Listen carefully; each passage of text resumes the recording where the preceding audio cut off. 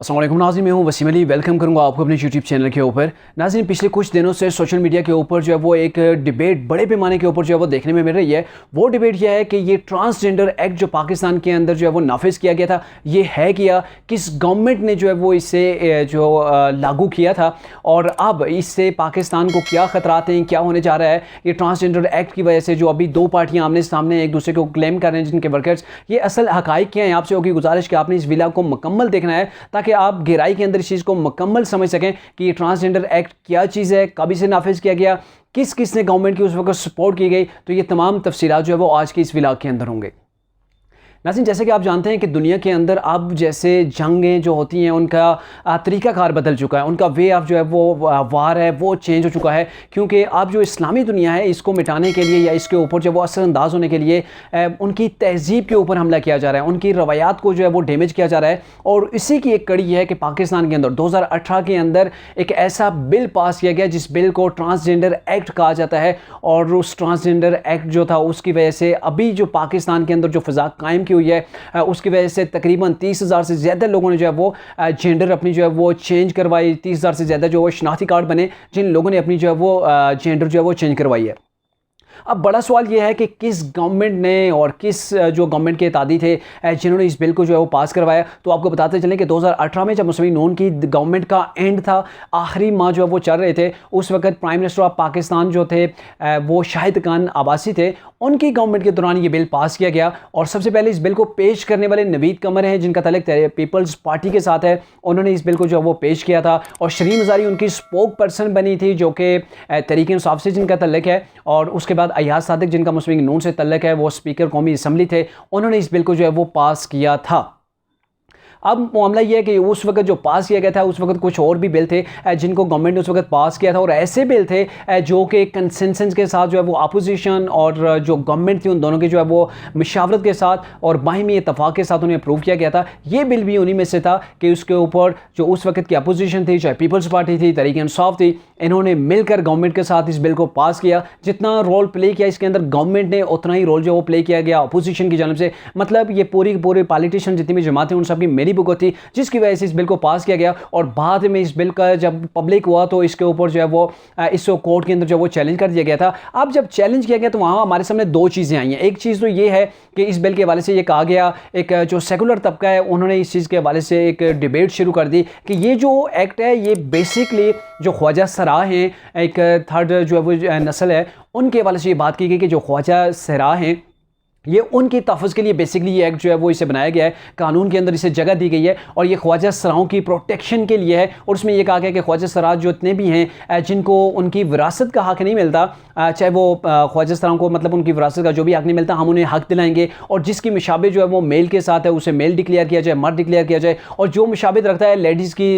उसे जो है वो नादरा का उसका शनाख्ती कार्ड उसे दिया जाए कि वो लेडीज़ के अंदर उसकी एंट्री हो जाए और फिर एंट्री के होने के बाद ताकि उसे उसकी विरासत के अंदर से हक़ दिया जाए। जबकि दूसरा पहलू ये है कि वो भी हमारे सामने आया है कि ये एक आलमी साजिश थी जिसके तहत पाकिस्तान गवर्नमेंट को ये पता ही नहीं चला, जो हमारे पॉलिटिशियन थे या पार्लियामेंटेरियन थे उनको इस चीज़ का एहसास ही नहीं हुआ ये ट्रांसजेंडर एक्ट जो है क्या चीज़ जो इनके सामने लाया गया, इनसे पेश करवाया गया, फिर उसे अप्रूव करवाया गया। मतलब इन्हें उस चीज़ का बाकायदा सिर्फ ये बताया गया था ये ख्वाजा सराह जो लोग हैं इनकी प्रोटेक्शन के लिए ये एक्ट है। जबकि अगर इससे डीपली आप इसका एनालिसिस करें तो आपको पता चलेगा कि ये ट्रांसजेंडर एक्ट ये है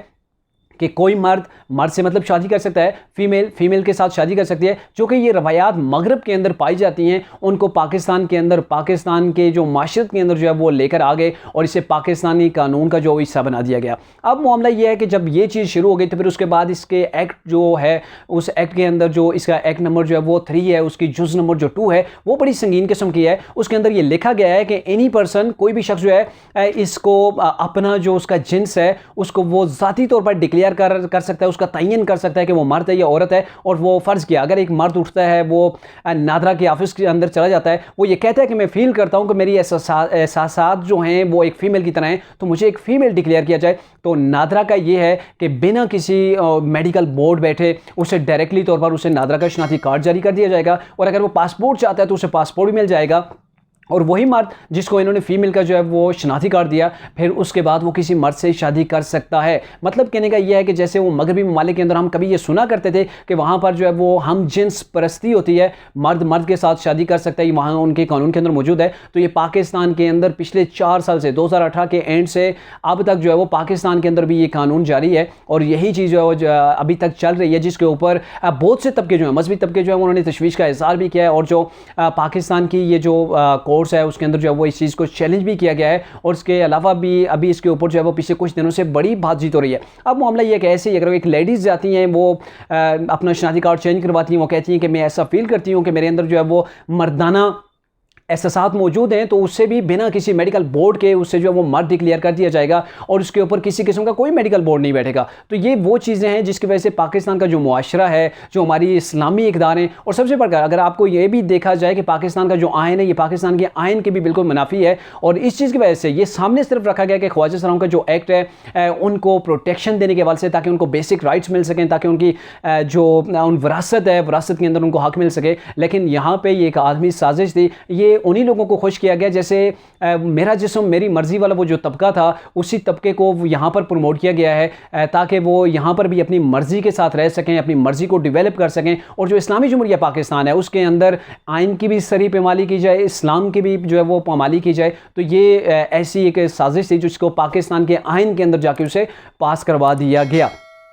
अब ये है कि अगर सिर्फ ख्वाजा सलाम को ही इन्होंने प्रोटेक्ट करना होता तो फिर ये कर सकते थे कि इसके अंदर तरमीम कर दी जाती, जहाँ पर एनीबॉडी का लफ्ज़ लिखा हुआ है वहाँ पे सिर्फ उन लोगों का लिखा जाता जैसे ख्वाजा सलाम का लिखा जाता, या एब नॉर्मल पर्सन का लिखा जाता कि जो कि ना तो अपने आप को मेल डिक्लेयर कर सकते हैं, ना वो मेडिकली जो है वो फीमेल हूँ। ऐसे लोगों के बारे में अगर एक्ट होता तो फिर तो वो ठीक था, ताकि उन्हें जो विरासत के अंदर हिस्सा मिल सके। लेकिन यहाँ पर एनीबॉडी कोई भी शख्स है, और उसकी वजह से पाकिस्तान के अंदर तकरीबन जो ये एक रिपोर्ट जो है वो एक सुनने में आई है जिसके अंदर ये बताया गया कि तकरीबन 30,000 से ज़्यादा लोगों ने अपने जिन्स जो है वो तब्दील करवाए हैं। अब अल्लाह का भी हुक्म यही है कि अगर कोई शख्स, यानी कि आपको एक हदीस का हवाला दे देते हैं कि रसूल सल्लल्लाहु अलैहि वसल्लम ने फरमाया, एक हदीस है जिसका मफहूम कुछ यूँ है कि जो औरत मर्द की मुशाबे इख्तियार करती है तो उस पर अल्लाह के नबी ने लानत भेजी है, और जो मर्द भी कि औरतों की मुशाबत इख्तियार करता है उसके ऊपर भी लानत भेजी गई है। और यहाँ पर यह सिस्टम है कि जब ये अपने आप को, अपना जिन्स जो है वो चेंज करवाते हैं तो फिज़िकली भी अपने अंदर जो है वो तब्दीलियाँ वो लाते हैं मेडिकल के ज़रिए से। तो ये चीज़ें हैं अल्लाह को इंतहाई नापसंद है। एक तो पाकिस्तान के आइन के ख़िलाफ़ भी है, इस्लाम के ख़िलाफ़ भी है, और ये एक गैर शरई चीज़ है और गैर फितरी चीज़ है। फितरत ने जो आपको दिया है उसको ये कन्वर्ट किया जा रहा है, तब्दील किया जा रहा है।